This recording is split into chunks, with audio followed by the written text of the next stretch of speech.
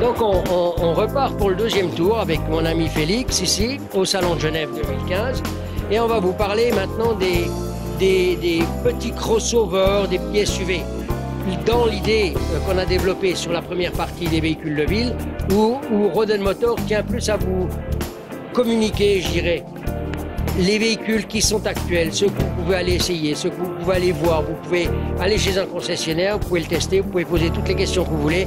On a préféré cette démarche cette année plutôt que de vous parler de modèles qui sont encore inaccessibles et qui n'arriveront que dans un an ou deux et peut-être qui n'arriveront jamais. Donc on recommence maintenant par notre petit tour du propriétaire et on commence par les Français avec Peugeot qui nous présente toujours, on va dire toujours, c'est la 2008, c'est un grand runner chez Peugeot, c'est une voiture qui a énormément de succès. Elle est disponible en version 5 ports, elle coûte moins de 15 000 francs, 14 900 francs. Vous avez des motorisations qui s'échelonnent en essence du 1,2 ou 1,6 litres avec des puissances qui vont de 82 à 130 chevaux. En diesel, ça existe aussi et là vous avez du 1,6 litre diesel qui va prendre la palette, on va dire, de 75 à 120 chevaux.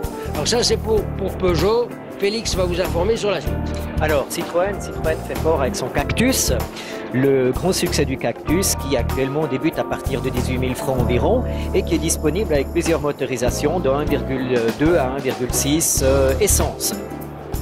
Voilà, alors, bien entendu, on reste toujours chez les Français pour continuer et on arrive chez Renault.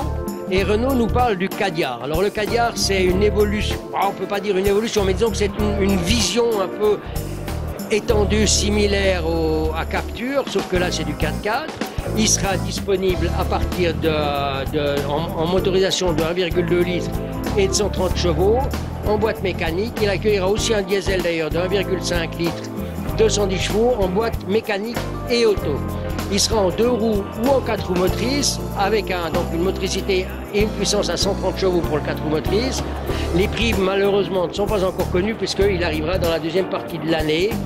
Et puis, bon, il a une bonne tronche, on va dire. Hein, il a une allure assez sympa. Donc, on vous informera quand on en saura un peu plus.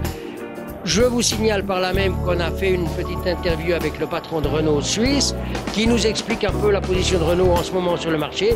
Et ce petit film, on vous invite à découvrir cette interview en troisième partie de notre reportage.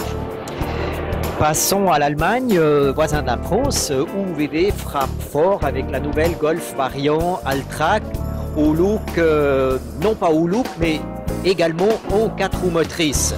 Avec plusieurs motorisation essence de 1,4 litre de 150 chevaux ou de 1,6 jusqu'à 2 litres en TDI et 110 chevaux.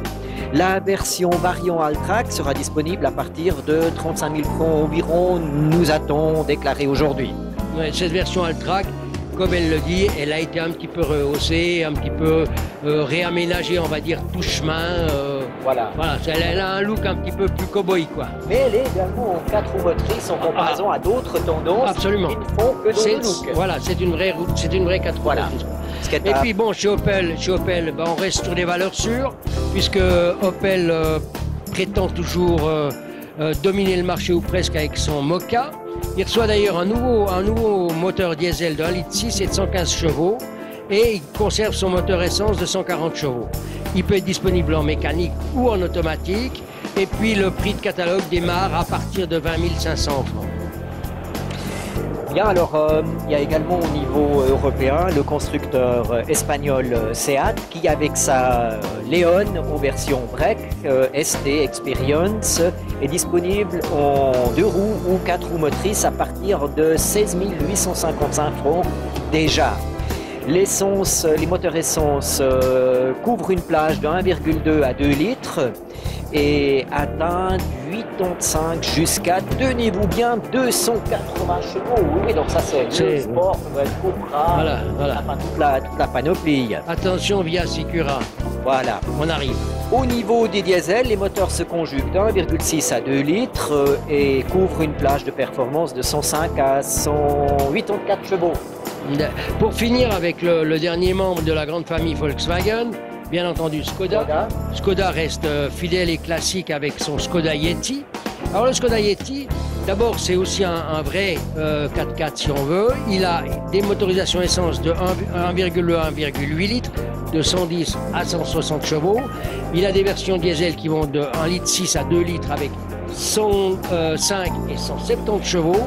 Et puis tout ça c'est, on va parler un peu crûment à la Suisse, à des prix qui sont vachement petits, vachement plus petits qu'un Yeti en tout cas, puisque le Yeti démarre en Suisse à 17 453. Alors je ne sais pas si c'est parce que l'Everest est à 8 000 puis que la Jungfrau est à 4 000, mais le prix il est quand même très agréable et très accessible.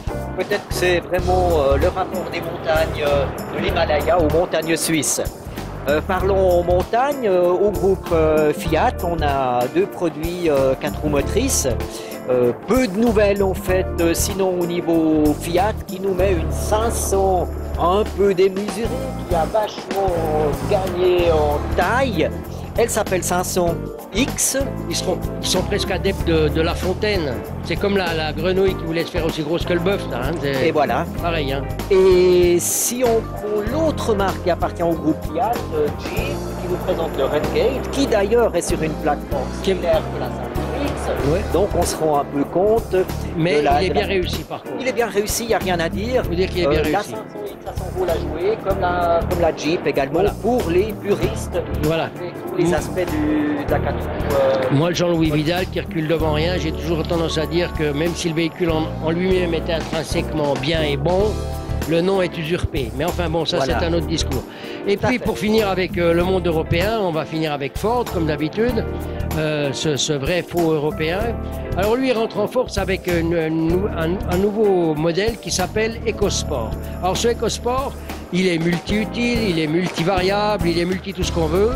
Il sera aussi disponible, et ça c'est presque un peu étonnant quand même, avec une motorisation de 3 cylindres de 1 litre qui va développer 125 chevaux. Ou essence 4 cylindres de 112 chevaux. Il sera disponible, et ça juste en dessous des 20 000 francs, ça c'est un bon prix. Par contre, il faut voir. Je ne suis pas convaincu que le 3 cylindres de 125 chevaux fasse la montagne en Suisse. Enfin, c'est un peu ce qu'on constate avec tous ces moteurs 3 cylindres downsize. C'est relativement difficile à juger, mais en fin de compte, c'est une tendance impliquée également par le CO2 et voilà. Les valeurs de consommation. Alors, partons en Asie. Chez Kia, nous avons le New Sportage, un 4x4 compact, disponible en plusieurs motorisations, un 6 ou 2 litres essence, et une version diesel déjà sur le marché. Et Kia, bien sûr, comme d'habitude, presque avec les légendaires 7 ans de garantie. Voilà. Et puis pour pas perdre la main, on reste un petit peu japonais avec Mazda qui nous présente tout nouveau son crossover CX-3. Alors ce crossover, il est dispo en essence en version 2 litres de 120 à 150 chevaux et en diesel de 1,5 litres de 105 chevaux. Alors il va arriver en Suisse au mois de juin. Et puis, il faudra quand même débourser environ 22 000 francs pour l'avoir devant la maison. C'est un beau véhicule, il est fidèle, Mazda est fidèle à son styling et c'est fait plein de lignes qui sont assez harmonieuses. Moi, j'ai trouvé que c'est un modèle qui était pas mal réussi au niveau esthétique. Tout à fait. Ouais. Et au niveau des Japonais, on a encore Toyota.